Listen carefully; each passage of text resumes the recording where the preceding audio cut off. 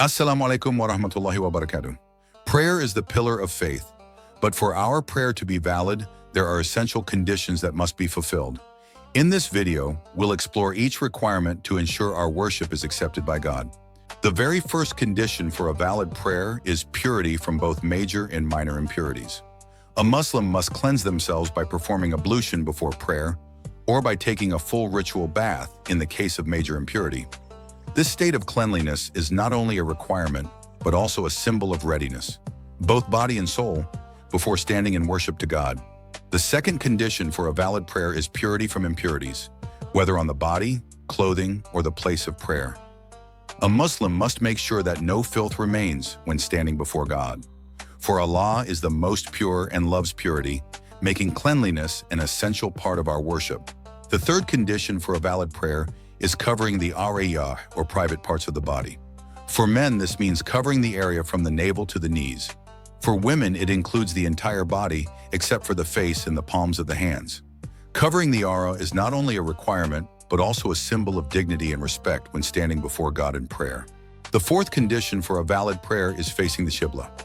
Every Muslim must turn toward the Kaaba in Mecca when performing prayer, no matter where they are. A prayer is invalid if one deliberately turns away from the Qibla without a valid excuse.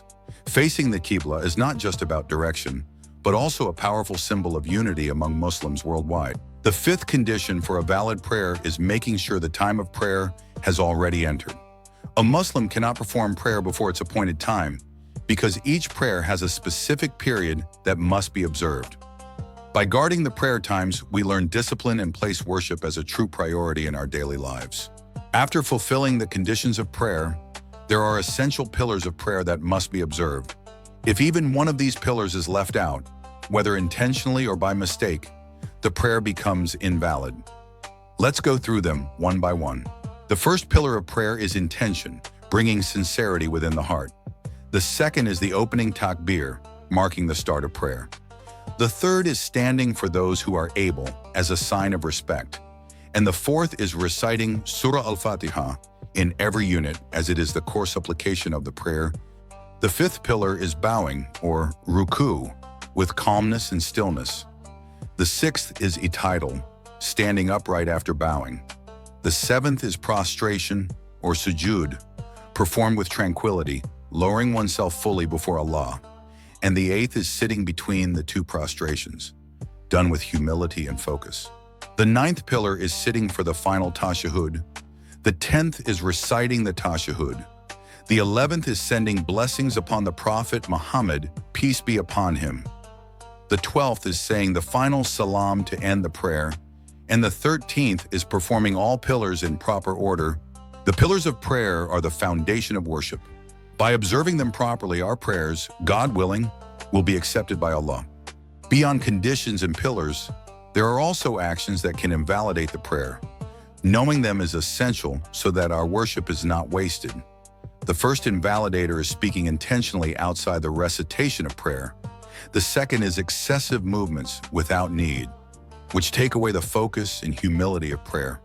The third invalidator is eating or drinking during prayer, even a small amount. And the fourth is laughing out loud, as it removes focus and invalidates the prayer. The fifth invalidator is losing ablution. Prayer is only valid if the state of wudu is maintained until it is completed. Allah says in Surah Al-Mu'minun, verses 1-2, "Successful indeed are the believers, those who humble themselves in their prayer." This verse reminds us that maintaining the conditions, pillars, and proper manners of prayer is not just a duty, but the path to true success. Alhamdulillah, we hope this explanation about the conditions and pillars of prayer is beneficial for all of us. Don't forget to support Muslim Way by hitting subscribe, liking, and sharing this video, so more brothers and sisters can gain beneficial knowledge. Wassalamu alaikum wa rahmatullahi wa barakatuh.